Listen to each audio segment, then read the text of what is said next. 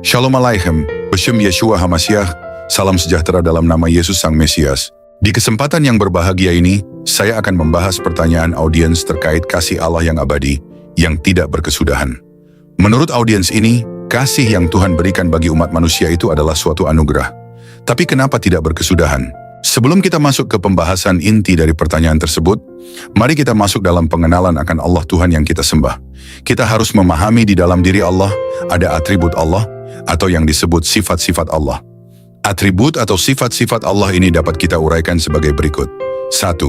Omnipresent, Allah Maha Hadir, yang berarti Allah itu hadir di mana-mana, mata Tuhan hadir di segala tempat mengawasi orang jahat dan baik, Amsal 15 ayat yang ketiga.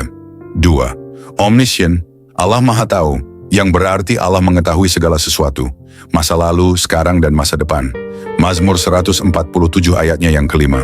3. Omnipotent, Allah berkuasa, yang berarti Allah sanggup melakukan segala sesuatu dan tidak ada rencananya yang gagal. Ayub 42 ayatnya yang kedua. 4. Eternal, Allah itu kekal, yang berarti Allah tidak mempunyai awal dan tidak mempunyai akhir. Mazmur 90 ayat 2. 5. Immutable, Allah tidak berubah, yang berarti Allah tidak berubah dalam sifat dan janjinya. Dia tetap sama dahulu, kemarin, hari ini sampai selama-lamanya. Maleakhi 3 ayat 6 dan Ibrani 13 ayat yang ke-8.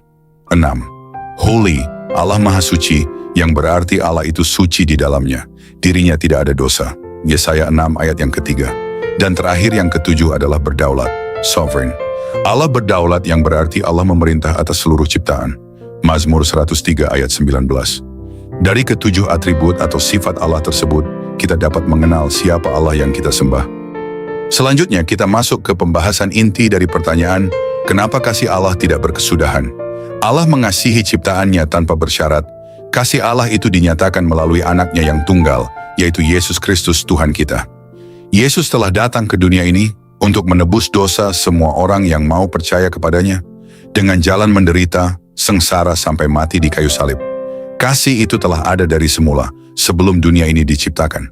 Itu digambarkan di dalam Tritunggal Allah yang kita sembah, yang telah diucapkan oleh Tuhan Yesus ketika Dia berada di dunia ini, yaitu Bapa mengasihi Yesus sebelum dunia ini dijadikan. Yohanes 17 ayatnya ke-24. Allah itu kekal berdasarkan atribut atau sifatnya. Oleh karena itu kasih yang diberikan bagi kita juga abadi, kekal selamanya. Allah itu tidak berubah berdasarkan atribut atau sifatnya. Oleh karena itu kasihnya yang diberikan kepada kita pun tidak akan berubah, abadi, kekal selamanya.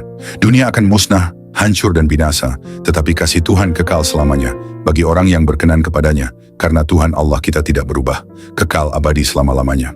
Semoga melalui pembahasan kita saat ini tentang kenapa kasih Allah itu abadi, dapat mencerahkan kita semua dalam pengertian yang benar akan Allah di dalam Tuhan kita, Yesus Kristus, Putra Tunggal Allah yang Maha Kudus. Jika Anda memiliki pertanyaan seputar iman Kristen, atau jika ada ayat Alkitab yang kurang Anda paham, sehingga butuh penjelasannya, dapat Anda tulis di kolom komentar, sehingga dengan pertolongan Tuhan Yesus dan di bawah tuntunan Roh Kudus, kami akan mencoba menjawabnya. Semoga Tuhan Yesus menolong kita semua dalam pemberitaan kabar kemuliaan Allah di tengah-tengah dunia ini. Tuhan Yesus memberkati kita semua. Amin.